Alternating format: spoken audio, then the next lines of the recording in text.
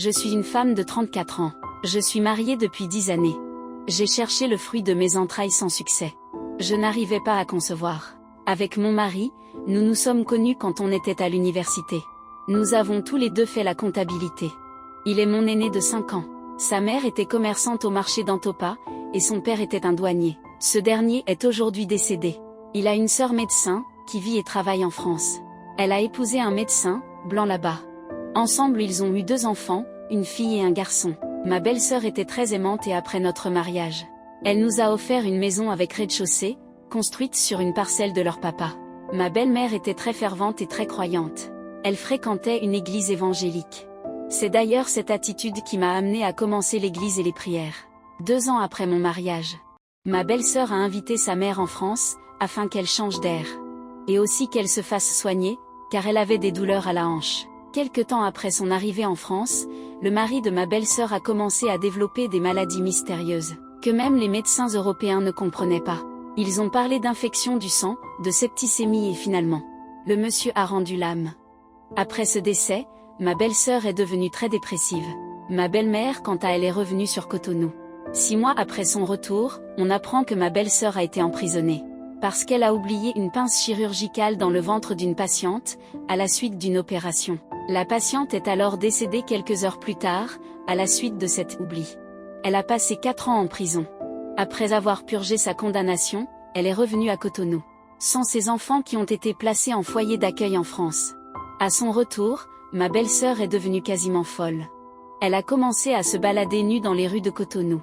Et nous avons dû la faire interner au centre psychiatrique de Jaco de Cotonou. À notre niveau, avec mon mari, les activités allaient de mal en pire. Moi-même j'ai démissionné du boulot et j'ai ouvert une petite boutique de mercerie à la maison. Un jour de décembre 2021, alors que j'étais triste et que je pleurais, une de mes clientes m'a demandé ce qui n'allait pas. Je lui ai raconté que ça ferait bientôt 8 ans, j'étais mariée mais que je n'avais pas d'enfant. Par ailleurs, la situation de ma belle-sœur aussi me préoccupait. En résumé, rien n'allait dans ma vie. Elle m'a alors parlé d'un certain maître spirituel, qui faisait des rituels à l'orée de chaque année, pour aider les personnes en difficulté de toutes sortes et m'a demandé d'aller le consulter. J'avais peur de la réaction de mon mari. Mais heureusement pendant cette période il était en mission. J'ai fait des rituels, dont je vous épargnerai les détails. Après ces cérémonies le 5 janvier 2022 un événement effrayant arrive. Ce jour-là je me réveille tôt, parce que je dois balayer la maison comme d'habitude. Faire du café, et le repas que mon mari va manger à midi au boulot. Et enfin repasser ses habits.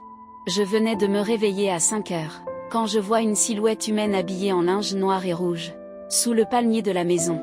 J'ai crié de toutes mes forces.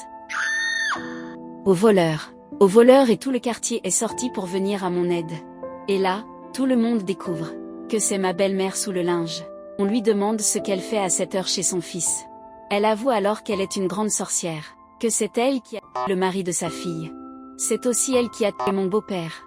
En plus c'est elle qui a gâté le travail de ma belle-sœur, et l'a rendue folle. Elle avoue aussi que c'est à cause d'elle que mon mari n'arrive pas à économiser de l'argent et a toujours des dettes au boulot. Elle avoue enfin en dernier que c'est elle qui mange chacune de mes grossesses. Elle réussit cela simplement en les transformant en œufs, et en les mangeant spirituellement. Après cette révélation, je me suis effondrée. Je n'en pouvais plus.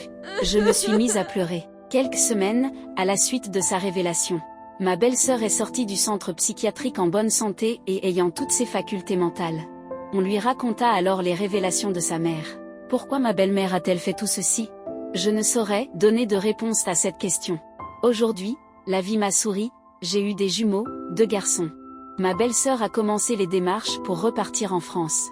De notre côté, avec mon mari, c'est l'amour fou. La fameuse belle-mère, elle a été déposée au village. Elle est de Sakété. Nous n'avons plus eu aucune nouvelle d'elle. Pour m'en sortir, j'ai joint la spiritualité africaine au christianisme. C'est mon histoire et j'ai voulu la raconter, pour vous rappeler qu'il faut toujours garder espoir d'un avenir meilleur peu importe la situation.